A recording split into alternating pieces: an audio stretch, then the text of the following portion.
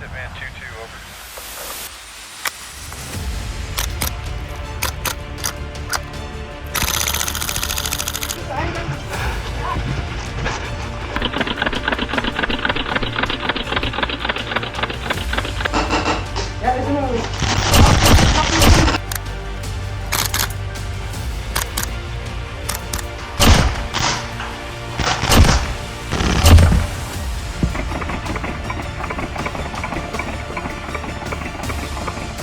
Danach.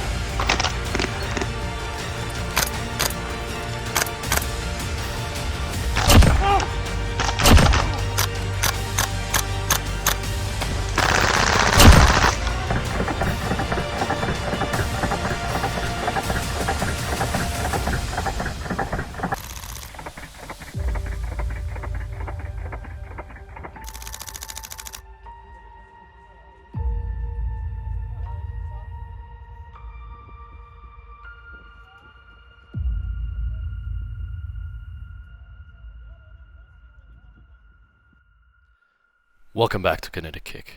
So, this is it, my first review video. For this undertaking, I chose my most recent airsoft gun that I've purchased, which is the VFC G36 version 2 GBBR.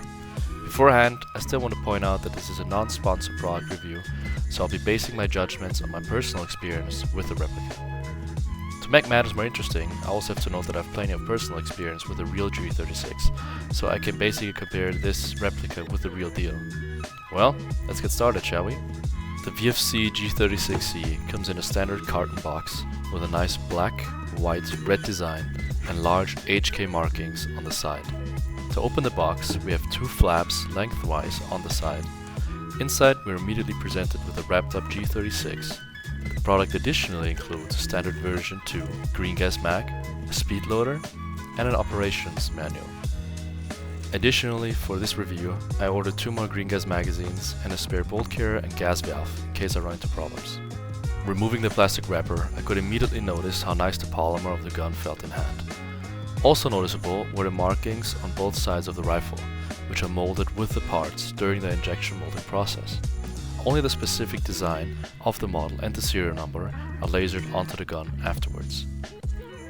The G36 platform is laid out to be user-friendly when it comes to left and right-handed shooters, including an ambidextrous fire control group, which can be actuated from both sides.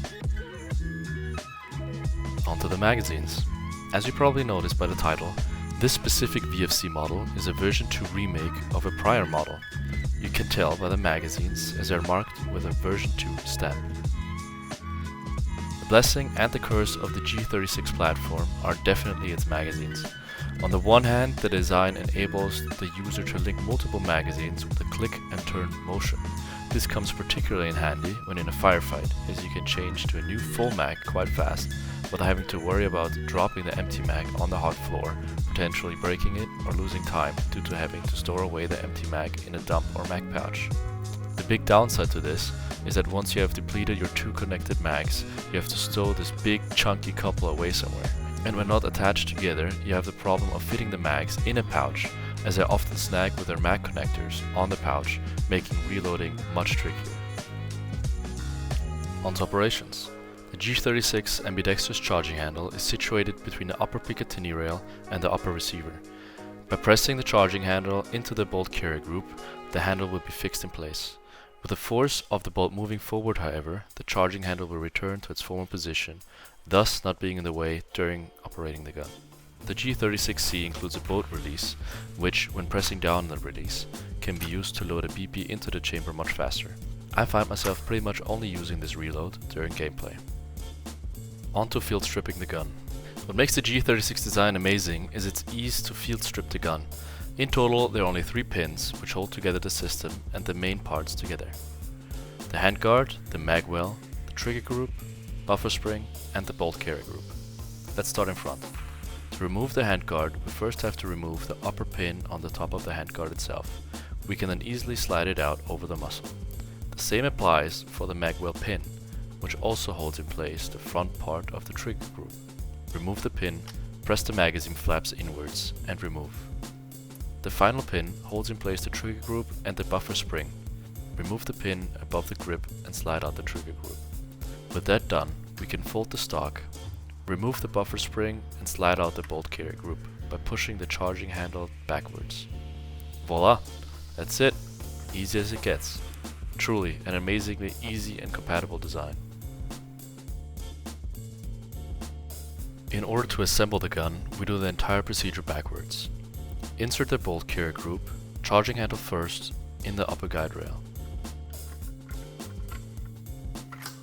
Make sure that you insert the buffer spring into the lower guide of the bolt carrier group and insert the backplate of the buffer spring into the receiver. The backplate has a small pin on top, which needs to be inserted in the pinhole on the receiver. You can close the folding stock, but it's not necessary. When inserting the pin, I find that you have to wiggle around the backplate a little in order to align the pinholes of the backplate, the trigger group and the receiver. After aligning, push in the pin and done.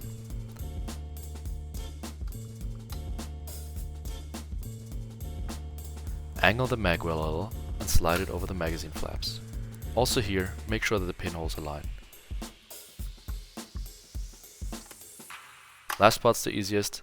Slide the handguard over the muzzle, align it with the receiver and insert pin.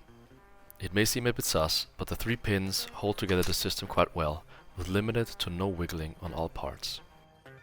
Now onto the fun part. First, we'll check the jewels. I'll be using fully charged V2 magazines with the Nimrod Professional Performance Red Green Gas. Using 0.25 gram BBs, we managed to get an average of around 1.58 joules. That increased slightly using 0.3 gram BBs, however decreased using 0.32 gram BBs. For the range test, we first have to adjust the hop-up, which is situated below the charging handle. Here are the results using 0.3 gram BBs at a distance of 35 meters or 115 feet. So, what are my final thoughts? I used the VFC G36 extensively now for 2 months. I never had a problem with the magazines when it comes to gas leaks or feeding issues, nor have I had trouble with double feeding. It just is reliable. I did talk to other players which own the version 1 GBBR, and they told me that they had problems with the magazines, but I didn't have any of that with the version 2. Honestly, it's the best GBBR rifle I've shot and played with coming straight out of the box. No modifications needed. Would I recommend this beauty? Yes. Am I kind of in love with this thing? Definitely yes. Until the G36 proves me otherwise, or a version 3 replacing it, I will keep using it as my go-to primary on the field. Thanks for sticking to the end.